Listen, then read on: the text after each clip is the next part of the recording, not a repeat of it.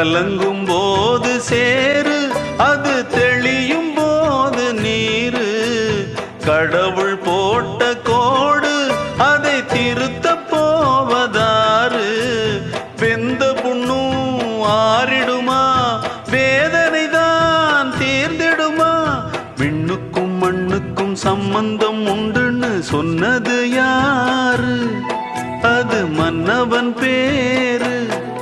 அந்த வானத்தை போல மனம் படைச்ச மன்னவனே, பனி துளிய